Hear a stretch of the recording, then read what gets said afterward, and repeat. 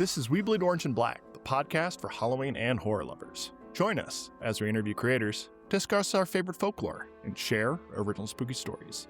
I'm Jeff C. Carter, and I'll be moderating today's panel. We are here to talk about Still Floating, 40 Years of Pennywise, an anthology of essays edited by Deady from Graymore Press.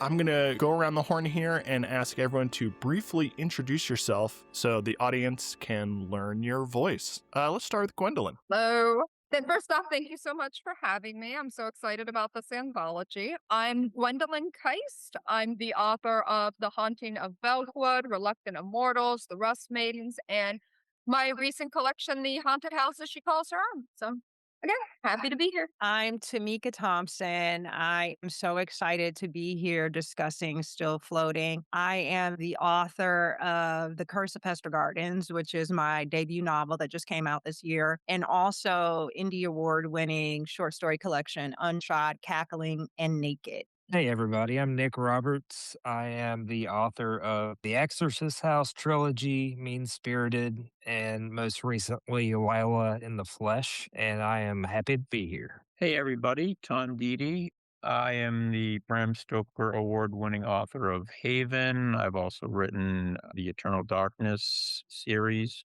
of 2. Edited the Rack series, which is a tribute to vintage horror stories, which many of the folks here have contributed to. And I'm here to talk about my new favorite project, Still Floating. Hi, I'm Lindy Ryan. I'm the author of Dollface, Bless Your Heart, Another Fine Mess, and Cold Snap, as well as editor of Into the Forest, Mother Knows Best, and Howl, and upcoming Final Girl Forever and Nightlight. Very excited about Still Floating. Hi, I'm Scotty Milder. I'm a writer, filmmaker here in New Mexico with Jeff. I've published more than 50 short stories, and my indie film, Dead Billy, is available to watch on Amazon or Google Play, and I've got my own podcast, Horror from the High Desert, so you also check that out, and I'm happy to be here. So I have an icebreaker question for everyone. What would Pennywise need to offer to lure you into the sewer? Steak and crab legs. That would get me. If you, I could understand. The first thing that popped into my head was just a good cup of coffee, but I feel like it's like the end of The Witch when they just have to offer her butter, and she's like, "Yeah, and so like maybe that's too simple, but here we are." My original thought was a babysitter, but then I thought it would come off as wrong. But no, yeah, I just want some peace and quiet. So I'd settle for noise-canceling AirPods. That's At least it's not edible. All these people who are going into the sewer to get seafood, things like that. I mean, how do you know it's coffee if you're in a dark sewer drinking from a mug? Lindy? Oh my gosh, my first thought was absolutely nothing. I think morbid curiosity is my downfall. So A light touch. For me, it would be a spa day. Oh, So a Of sewer rest. spa. Setting the bar kind of low. The sauna, massage. Yeah, I'm with Lindy. You don't even have to ask me. I'm just going to go. I was thinking about this while I was walking my dog the other day. When we have, the sewer things, and we're walking by, and my pup's 4 months old, and he wants to go, and I'm like, this sounds fine, So I think I would just head straight into the sewer. There's something very based about Pennywise popping up in the sewer, and you just shush him, slowly move him aside. Excuse me, I'm trying to get into the sewer, sir. Excuse me. So, Tom, how did this project get started, and what was the path to the finish line? So it's actually a bit of a long story, but I'll try to keep it short. The concept actually came about 7 years ago. I wanted to do this for the 35th anniversary of the novel, and I had it in my head that I was going to do all the work and maybe do some interviews that I would include. So I started outlining, and I reached out to folks like Glenn Chadbourne and Richard Chismar and Bev Vincent and a few others to interview them about the book. And then as I started building the outline and realizing that I just could not do justice to what I wanted the end product to look like, my one person opinion would not really, I think, be enough to satisfy everyone's kind of curiosity or feed the need for everything they wanted to know about Pennywise and Derry and all its impacts on writers and pop culture. So, and then COVID hit anyway and kind of sidetracked the entire project. And I just put it on hold for a little while. And then when I realized all of a sudden a few more years had passed and it was almost the 40th, I pulled out the outline. I said, it's actually a decent outline. And I just started asking people. And I didn't know. I thought it was just a Tom obsession with it and Pennywise and Derry. But man, the response I got was phenomenal and just so enthusiastic. And I think all the essays reflect that. It's been a great journey to get this done, and I've learned a lot from a lot of the different contributors. And I get to see it from many different angles now, from critics, from publishers, from artists, versus just me as a writer and a reader. So it's been quite an experience for me overall. You talked about the outline being solid. How did you choose this arrangement of 5 sections and what each section would contain? The 5 sections actually kind of mimics the way the novel is structured. And instead of putting in, King has his interludes where they're excerpts from Mike's unpublished book about Derry. So at the end of each section, instead of an interlude, I included an interview. The stories were actually the essays rather, made it pretty easy to kind of bundle them together in a way that made sense and a way that flowed nicely from, my opening welcome to Derry, which is obviously a riff on the new series, all the way through, the finale, which ends perfectly with Krista Carmen's essay, looking at Derry in the rearview mirror.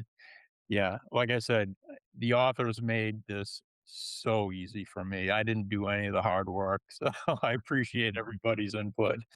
Let's get into some of these essays. Part 1, Welcome to Derry, with Gwendolyn's story, A Boat, a Clown, and a Red Balloon.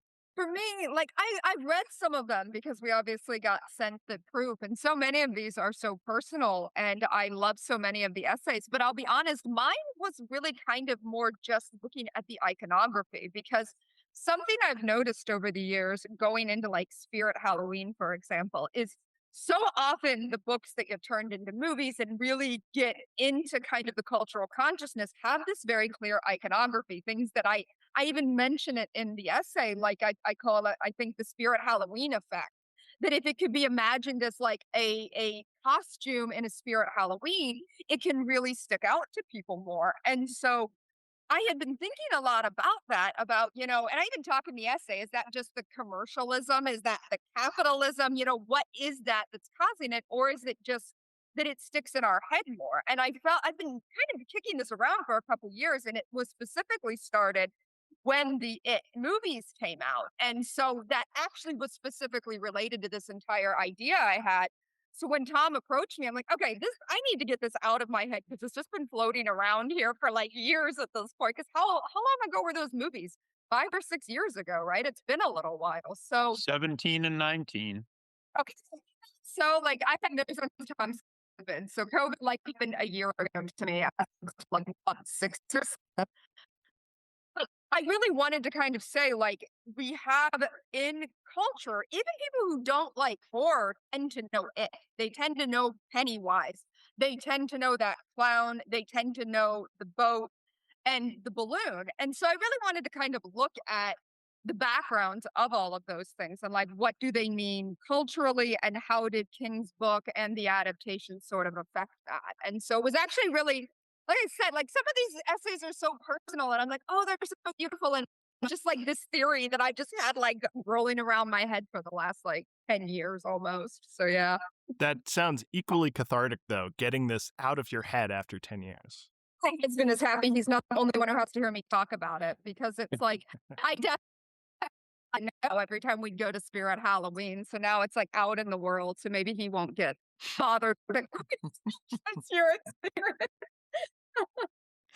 So the next essay in the lineup is The Black Spot by Tamika Thompson. Tamika, are you ready to talk a little bit about this one? I am ready. I've been ready for many years to talk about this. I have written before about Dick Halloran and Dick Halloran's treatment within Stephen King's The Shining and the way that that character was handled in Stanley Kubrick's film adaptation of that book. And within the novel, about 400 pages in, Will Hanlon has this flashback to the black spot. And it's not in the present story, but I've always wondered what King was trying to say by putting this flashback in, not only because it shows a young Halloran, but also because I think it speaks to racism in Derry. And also, Derry serves as a microcosm for racism in America. And I felt like this section, this flashback, this moment was really progressive in 1986 and was the reason that I really wanted to write about it, because the white supremacists who come in and burn down this juke joint, this, after hours joint, are really targeting integration and multiculturalism. It's less about targeting Black people specifically, but what they are really targeting is the coming together of people and the joy that multiculturalism brings to this country and the idea of the melting pot that we've never fully realized. But in it, you have this moment where this melting pot, this multiculturalism exists within the Black spot. And I think it resonates with other people as well, because there's an entire episode in Welcome to Derry. I think it might have been the 7th episode that was just about the black spot. I think it has so much to say about the ways in this country that the people who hold power, the dominant culture, work so hard to keep this coming together to not happen, and in the ways in which the structure built around white supremacy and racism sort of functions even when the will of the people is different. And it's such a small moment, but I think it's such a big moment at the same time within this, book that's over 1,000 pages, that King was really saying something about the forces of evil in this country and who benefits from it. It's certainly not the everyday people who want to dance and listen to music together. It's the higher ups who are really benefiting. And I think it's such a pivotal moment. It's a great essay. What's the term that you used? It's not a speakeasy, but it was like a pig or something? Blind pig. A Blind pig. Yes, yes, yes. So I grew up in Detroit and there used to be blind pigs in Detroit. It's just these sort of like, thrown together makeshift. Nobody's got a liquor license. You're just kind of getting together and having a good time and playing some music, and they do that there. And people come. That's the thing that I think is so fascinating about it, is that people come from all around. Even the college students come because they hear the music is so great there. I think when you strip away a lot of the institutional racism in this country, that's what you get in a lot of places. You get a lot of multiculturalism, a lot of joy of people coming together. And also, I think, following this through line on Dick Halloran that I've always had, is that this scene also showcases how Dick Halloran has been a hero in the King universe, not only here, but also in The Shining. And the way that, that one film adaptation sort of did a disservice to him, but you see him in all his glory, I think, in this flashback and in these scenes. I'll go anywhere to see a blind pig, I guess. So the origin. Yeah. There are no blind pigs there. But the origin is to get around selling liquor. We're not selling liquor. We're selling you a ticket to see a sideshow attraction like a blind pig. And so you're like, 1 ticket to see a blind pig, please. And they're like, here's your complimentary alcohol. Fantastic. Yes. I'm going to be even more insufferable the next time I go to a speakeasy. Scotty, tell us about your essay, A Small Town Touched by Doom. Yeah, I definitely took the more personal approach with this one. I read the book. It was probably 1990. So just a few years after it came out, I was, I think, 12 years old. So I was almost the same age as the characters. And the town I grew up in, I'm from Los Alamos, New Mexico. Like, even at that age, I was drawing some very specific parallels between Derry and Los Alamos. If anyone's seen the movie Oppenheimer, obviously, Los Alamos has its own strange, dark, kind of cosmic horror history. And there are even some events that I don't want to spoil too much, but some events kind of in the town lore that kind of echo certain things in Mike Henlon's interludes, including, little kids getting blown up. This is something that actually happened in Los Alamos. So the moment Tom kind of ran the idea of the anthology past me, I just immediately was like, I have to write about Los Alamos and I have to draw these connections between Los Alamos and Derry. And also talk about my own personal experience growing up. I was very much like, a fat kid like Ben Hanscom. I was a little Jewish kid like Stan Uris. I was budding horror writer like Bill Dimbrow, like, all these things. And I even had my own Henry Bowers, which I talk about. So yeah, so I definitely kind of took the autobiographical route. It's a really fantastic essay. Part 2 of the book is colorophobia. Am I saying that right? I think it's colorophobia. Colorophobia. I'm looking at it now and I'm like, I think I'm making it into what I want it to be. Part 2 of the book is clownophobia. That's the word Tom used. In my version, it says clownophobia. So when I found out about this project, I was like, do I want to reread it? No, what I want to do is I want to rewatch the miniseries, which was so huge for me. I read it when I was 12, like Scotty, and I saw the 90s miniseries when it aired the first time. It was so formative for me, and Tim Curry's performance as Pennywise was just everything. So my essay is called Special Appearance by Tim Curry, as he's credited in the opening scroll. So I sort of dive into the history of the performance, how it came to be, drawing from interviews that Tim Curry has done, and just talk about the nuances and what makes Tim Curry's performance unique. I don't know if anyone's had a chance to look at the essay, but I have some visual aids that I just want to share with the people on the call here. I did mention that when I was like an infant, my mother would put me down in the crib and I would be staring up at this painting of a clown that looked into my crib. There were like these wooden bars that went all around the crib, and I would climb up and over out of the crib. I would take the clown painting off the wall and I would put it in the closet face down, and that was the only way I could sleep. So I would toddle back up, climb back into my crib and sleep, and when I wake up, the clown would be back on the wall. I'm every nightmare you ever had.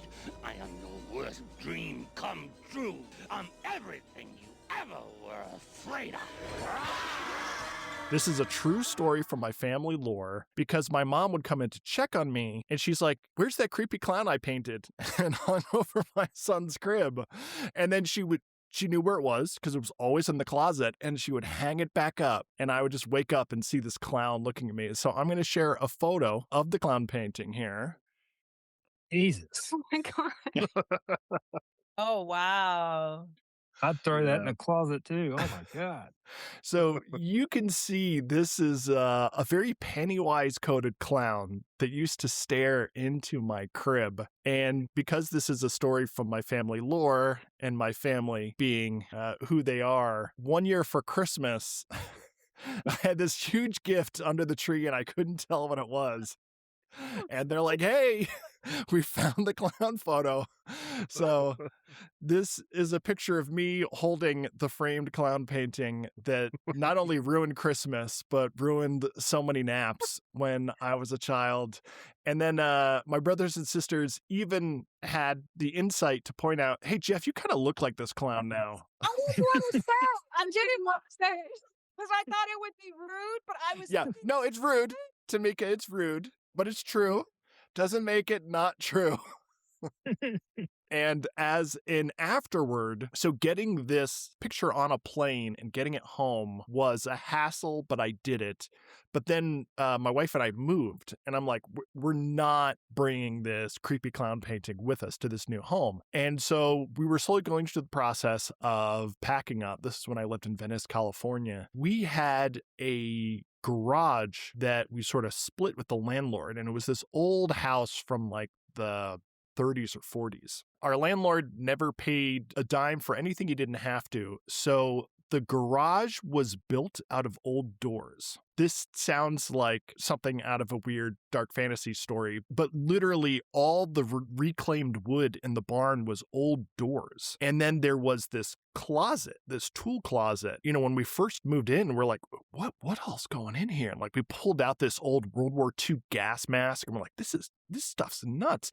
We opened this closet and it was completely full of rusty butcher's knives and machetes and old nails. I think it was just an old handyman closet from like the 40s that had just been in there rusting and rotting. Wow. We're getting ready to move out. So like we kept that place locked because like it's instant tetanus at best if you go near this closet of doom. Right before we moved out, my wife and I were driving around and I was like, stop the car, back up. Down an alley I saw, probably due to my unique upbringing, I spotted out of the corner of my eye like a black velvet painting of a clown in this alleyway. And I was like, pull over, we're getting that fucking clown. So we had these two creepy clown paintings. And before we left that place in Venice, I went into that rusty closet of doom full of old rusty machetes and butcher's knives. And we put the clown paintings in there and then sealed it up for the next homeowners to find. Oh my God. I love What a it. nightmare. That's genius. Had to pay that forward. And that's going to take us into part 3, Pennywise Everlasting. Nick, can you tell us about your essay, The It Man? Yeah, I'd love to. So when Tom floated the idea of the anthology by me, I think he included kind of his rough outline and areas of interest that he wanted us to talk about.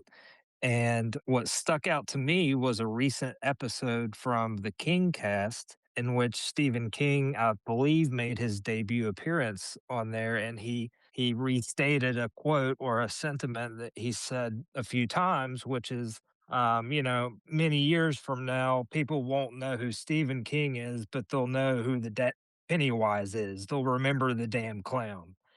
He kind of says it and like with a wink and a smile and an air of accomplishment and a little bit of resentment.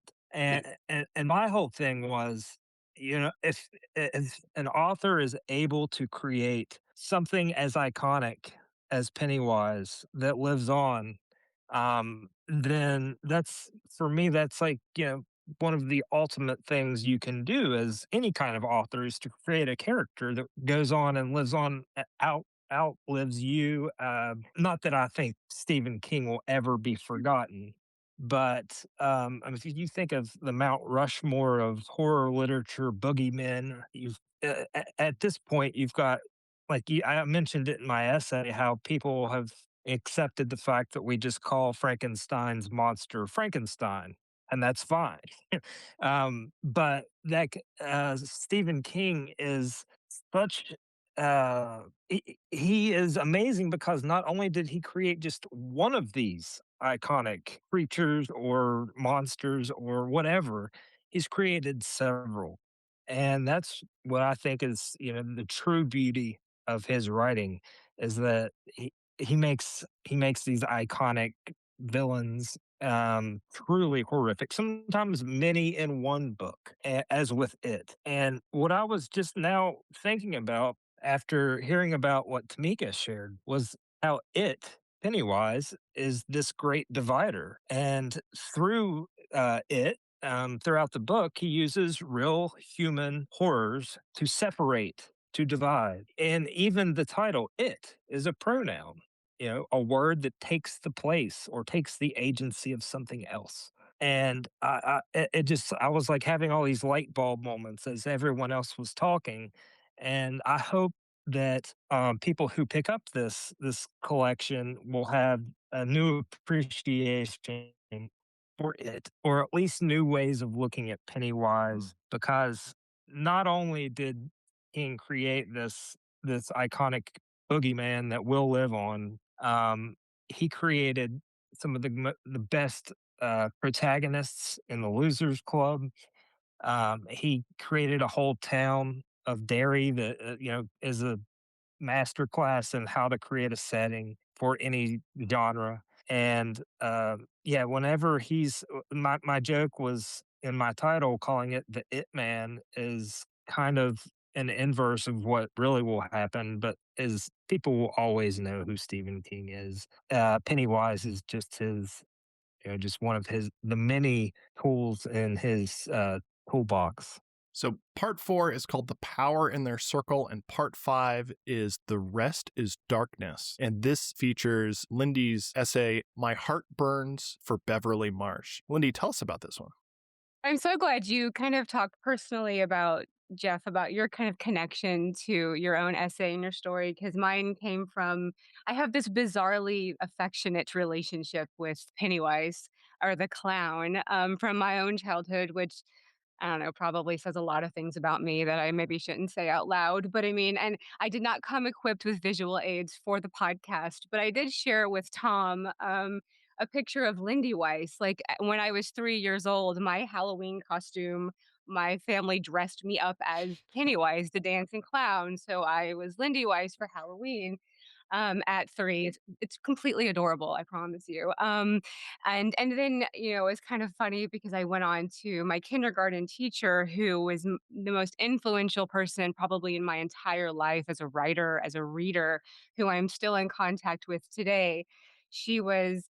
This woman who had a bright red bouffant hair, who coincidentally collected clowns. So my kindergarten classroom was a clown mausoleum from teacher to story rug. And I have vivid memories of my classmates and I, like during nap time, like trying to steal her clown figurines and stuff. And so this was just very formative for me as a girl. And I don't know, like again, it probably did a lot to me as a kid. So I have, and growing up with Stephen King, with Pennywise, I spent time in Maine growing up. And then I had this really deep connection to Beverly Marsh for so many of other personal reasons. So when Tom emailed and asked me about contributing to this anthology, I was incredibly excited because, first of all, I'm an anthologist also. So I'm always the one sending out the invites and never the one receiving them. So I was like, oh my God, yes, please. And then as a professor by day, it's also very exciting to get to ask to write nonfiction and to write, something from that critical thinking perspective.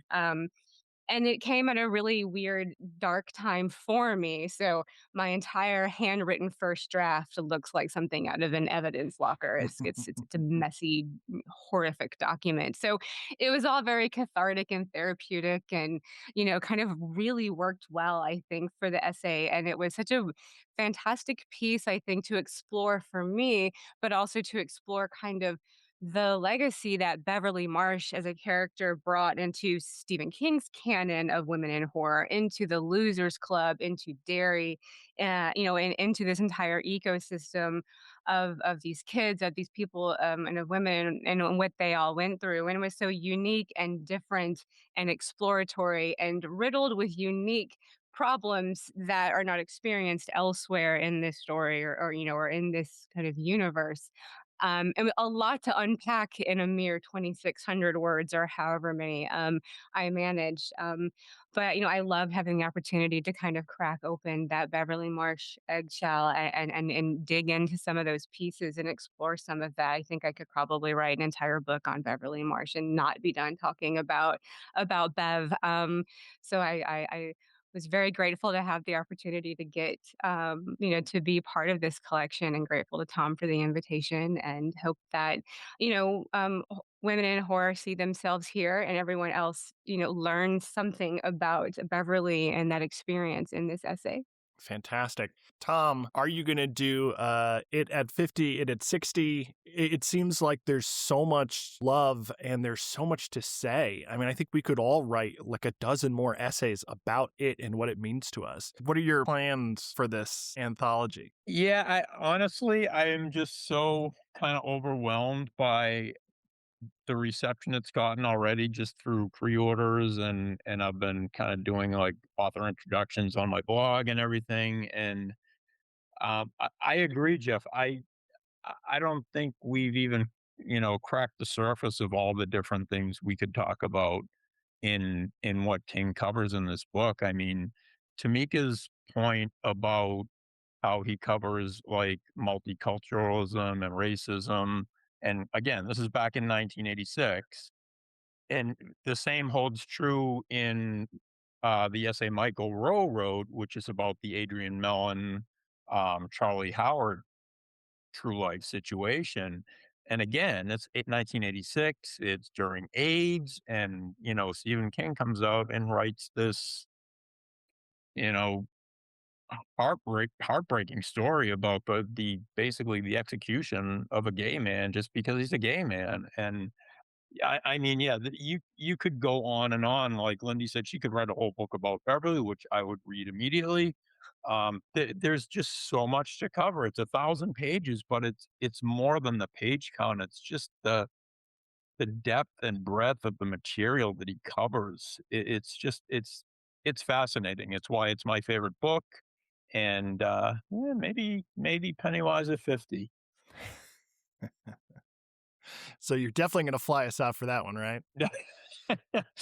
Yeah, it's funny because when I was inviting people to the launch party that we're having, which of course is during Stephen King's birthday weekend in Bangor, Maine /Derry, um, Hans, who runs, I'm going to probably pronounce it wrong, Liege's Library, and he's been doing that for I think 30 years now.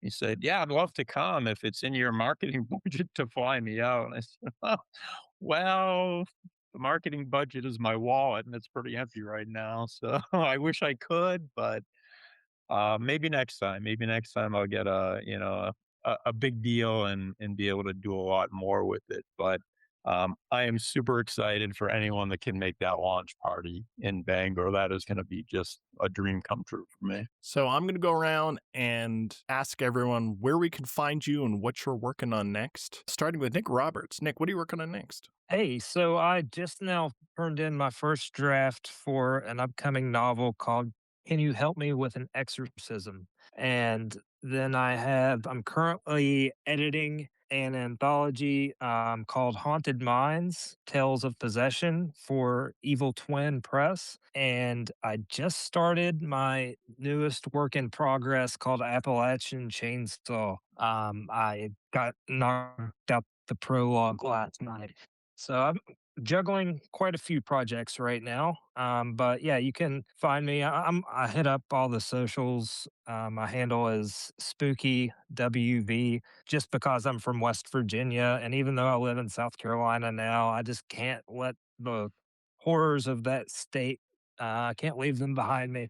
But yeah, if you just Google Nick Roberts or go to nickrobertsauthor.com, you'll find me. Tamika, what are you working on next? Quickly before I say that, I did have a point when Nick was talking earlier that I wanted to make of why I think this still floating is resonating with people now. My background is in journalism and political science, and the country is the most divided and polarized it's been in a really long time. And I think that is what is so great about it is that it's timeless in the sense that the people united will never be defeated. And the Losers Club sort of represents that, and the idea of resistance, and the one way that we can truly resist is to be united. And so I was sort of piggybacking off of what Nick was saying about, Pennywise being the great divider. And so the Losers Club sort of represents the people coming together. And I think everyone can identify with that right now.